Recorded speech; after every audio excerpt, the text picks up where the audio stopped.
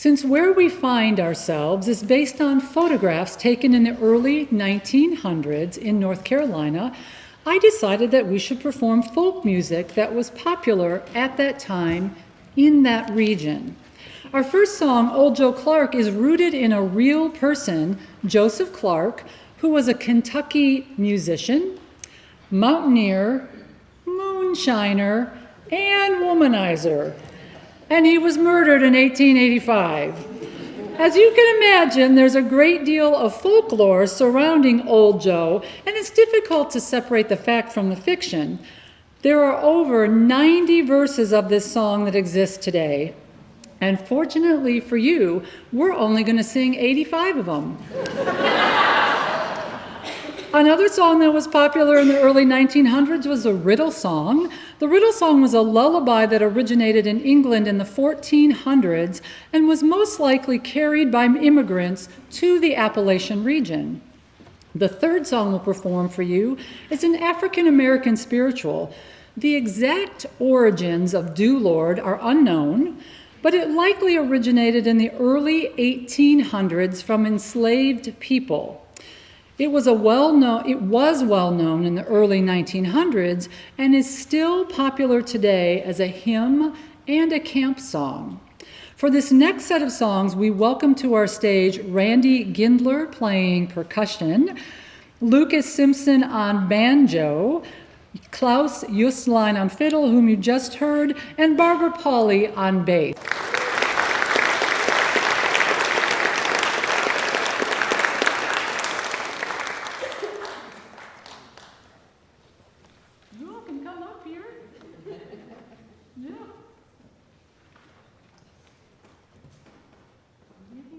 They don't want you. You can stay where you are.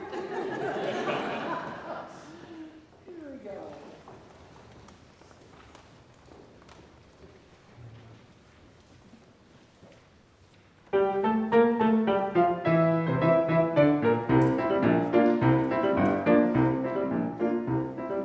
Old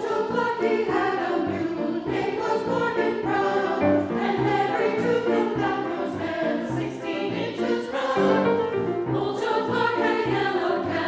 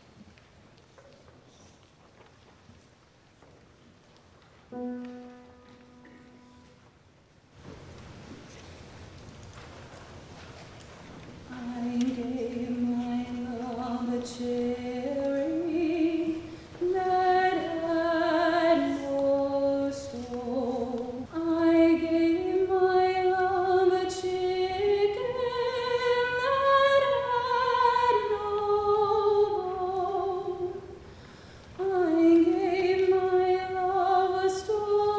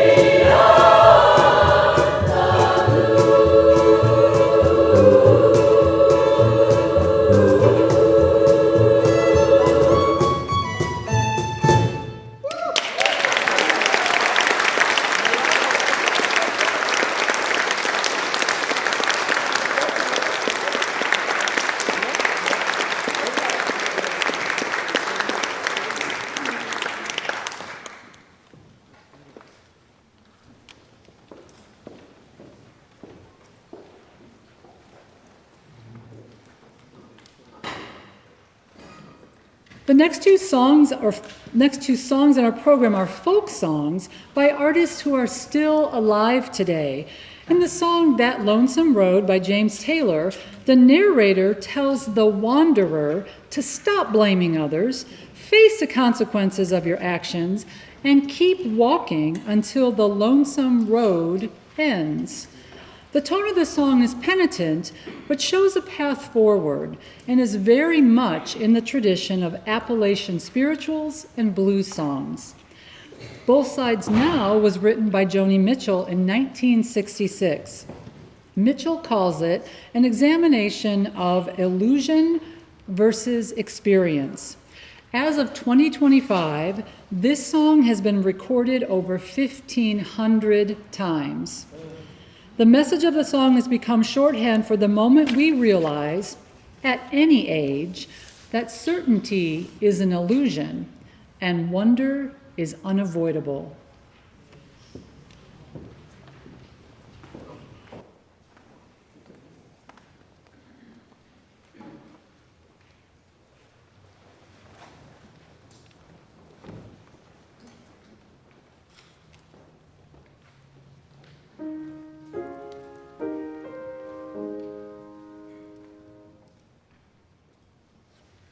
Walk down that road so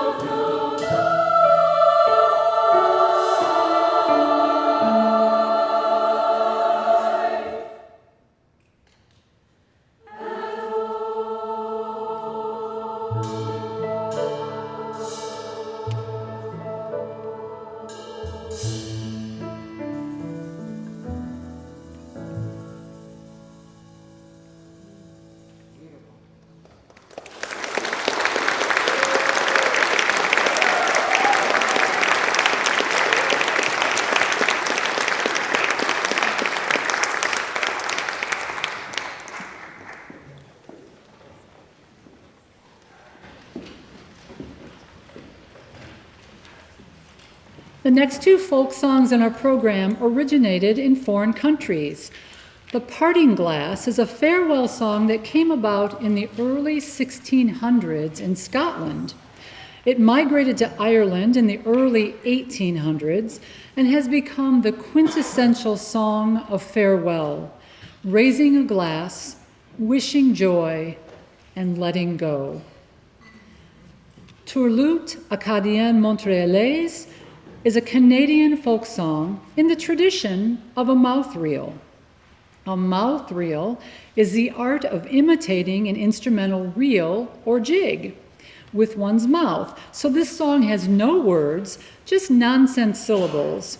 Mouth reels are performed at kitchen parties, which are still common today in Canada, and dance parties when the instrumentalists want to take a break, but everyone else wants to keep the party going.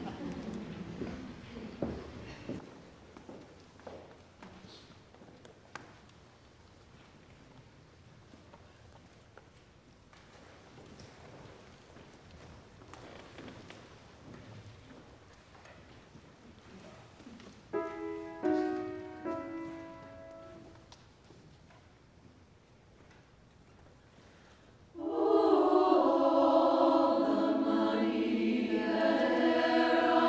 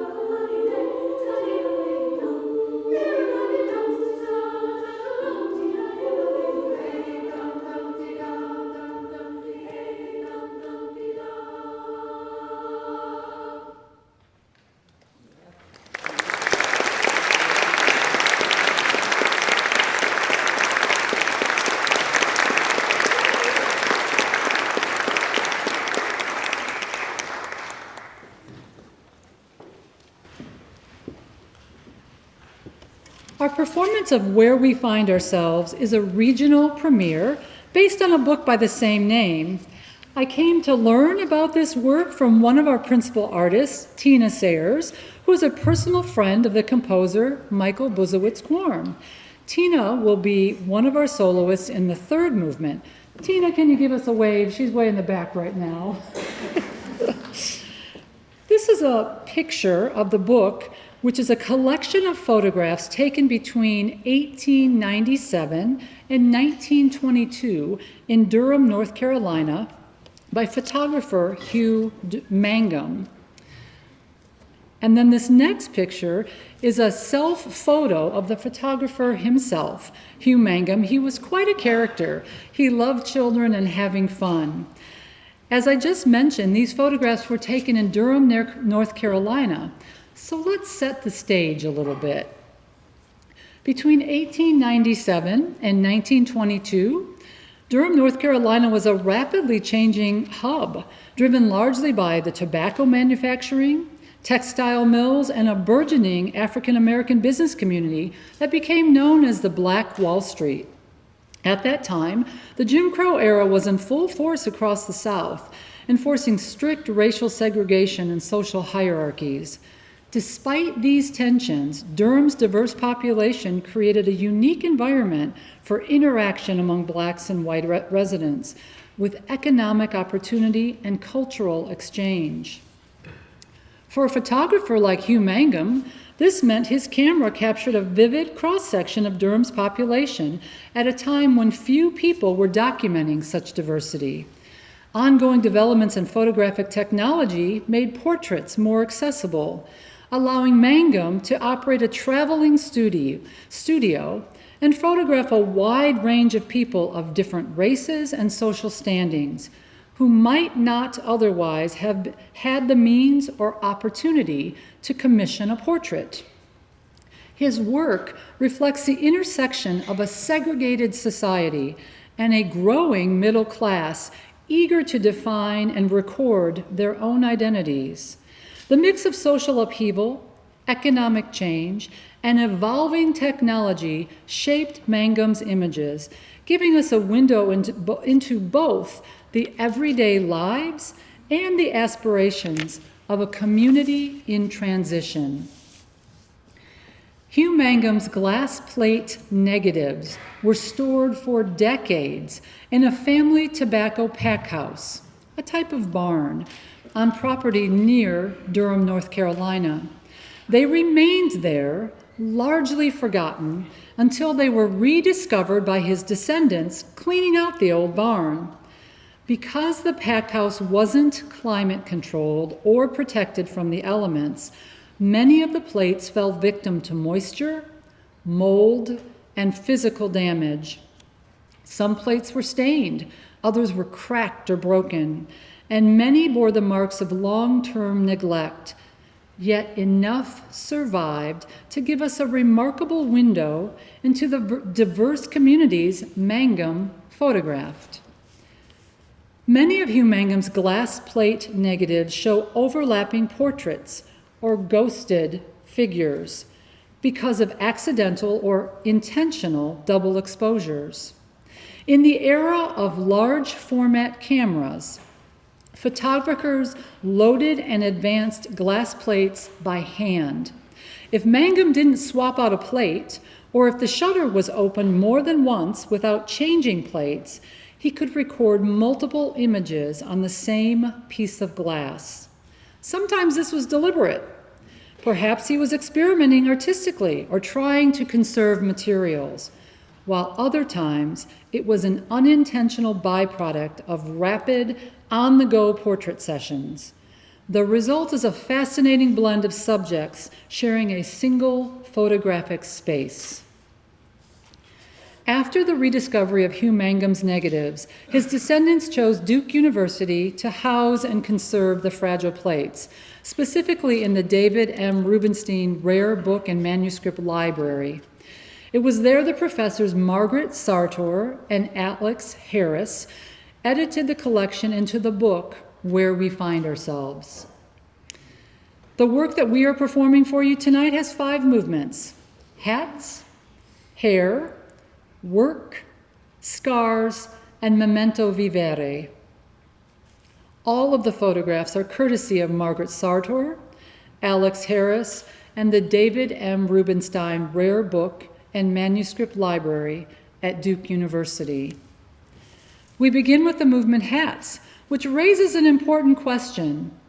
If only one photograph could be taken of you in your entire lifetime, what would you wear? This was not a hypothetical question in the early 1900s when photography was a new technology with limited accessibility. The hats people chose for a photo were more than a fashion statement. They were the means by which they could express how they wanted to be seen by the world. Some chose elaborate confections of feathers and velvet. Others wore symbols of their trade, a soldier, policeman, or railroad porter.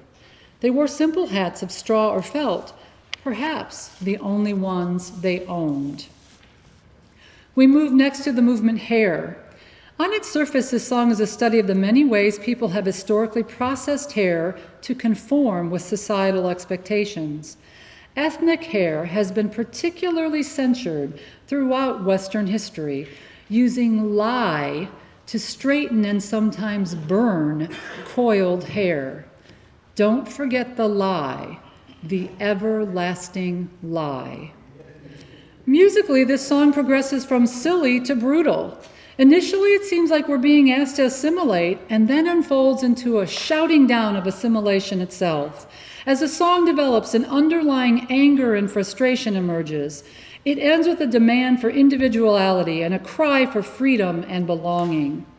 As part of the demand for freedom, the chorale will sing this movement without me conducting, following the freedom of our soloist, Janelle Pierce. The next movement is work. When at last the sun sets on a person's life, what will that person leave behind? Perhaps the only tangibles are what one creates through work, the proof of a life well lived. The ambitious residents of 1900s Durham understood this acutely. One sees it in the dusty coat of the workman, the starched collar of the physician, and the hastily pressed blouse of the harried young mother. Children feature prominently in Mangum's photographs. They were beneficiaries of their parents' hard work. Children were hope incarnate. This song is both lullaby and lament. The verses remind us of the hardships people endured on behalf of their children. Scars explores the unexpected beauty we find in the decaying and mottled images. Some appear as if you see them through water, seeking light and life and breath. And our poet asks, what lies inside the ocean of times you'll never see? Yet the scars on the negatives are insignificant to the scars on the people themselves. Some are quite evident, like the man with an eye patch, but most are only visible when you study their faces, especially their eyes. There's a weariness in some of them that belies their crisp clothing and neatly brushed hair. Each yearning measure leads us through their lives, from hopeful youth to the aftermath of war. The subjects ask us to acknowledge their scars, even as we salute their strength. This song reminds us that nearly everyone has survived a war of some sort, and it takes but a moment to offer one another a gift of grace. Memento Vivere is a final movement and is a song of bright vitality and increasing momentum. It reminds us to honor the past yet live in the present, to celebrate each day and embrace its possibilities. Remember who we are. Remember life, remember joy. Let us sing to the mystery of life.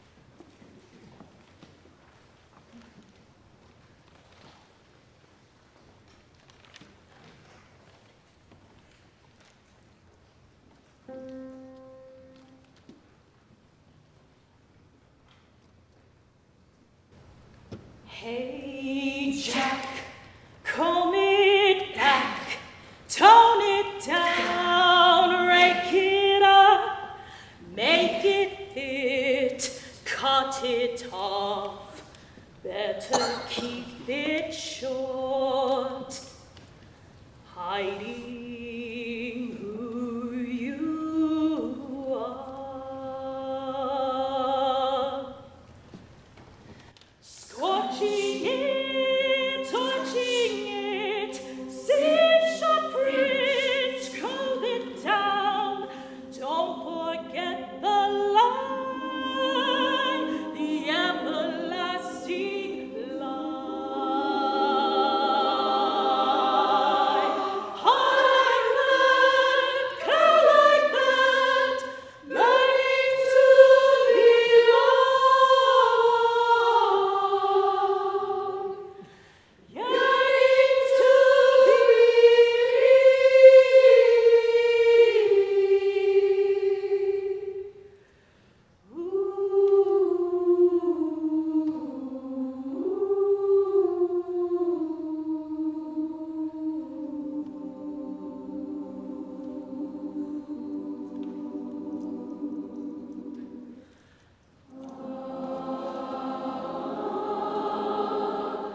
Gibson girl, where's your curl? Straight ain't great. Tie the rags, fry the bangs, sweep it high, better grow it long. Hiding who you are, hiding who you are, hiding who you are. Scorching it, torching it, singe the fringe, smooth it down. Don't forget the line, the everlasting line. Singe away the sin, the burning of your skin, yearning to be me. Oh, yearning to be me. Oh, yearning to be me. Oh, yearning to be free.